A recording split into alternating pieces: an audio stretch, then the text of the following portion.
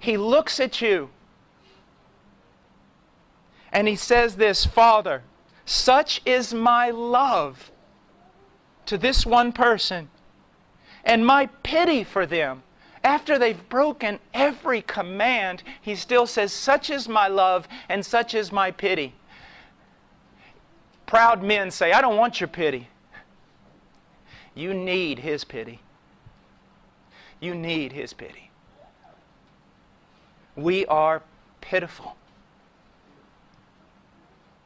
He says, such is my love to and pity for them, that rather than they shall perish eternally, I will be responsible for them as their guarantee. Bring in all thy bills, Father, that I may see what they owe thee. Now, sometimes a young man will get married, and after he gets married, he'll start getting a little shaky on his commitment. He said, I had no idea marriage was this tough.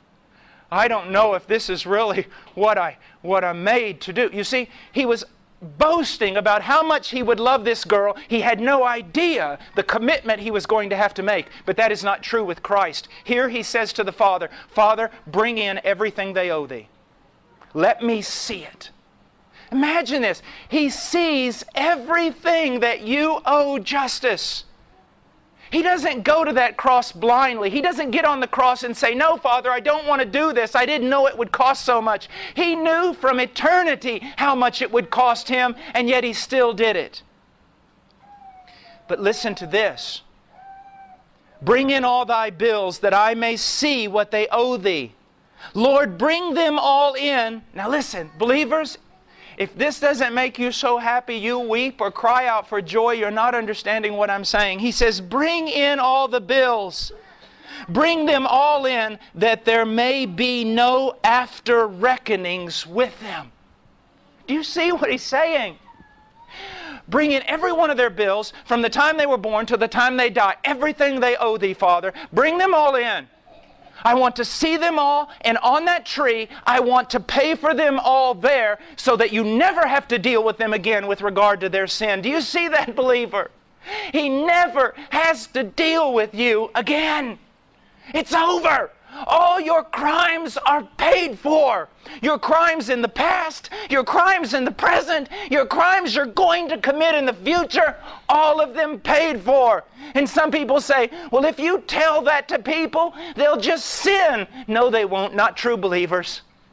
Carnal, wicked, lost church members will hear that and go on sinning. But believers will say, if His love is like that, if He has set me free completely, I'm His.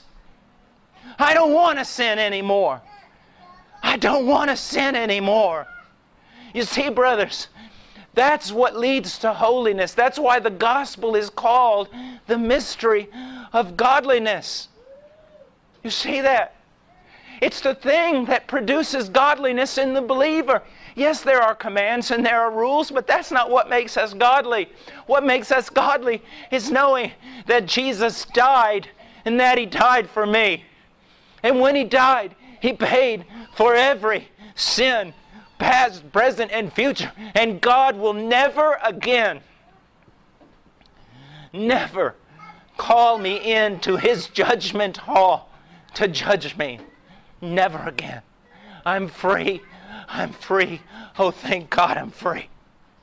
And you say, but Brother Paul, it says that there's going to be a judgment for a believer. Yeah, but listen to this.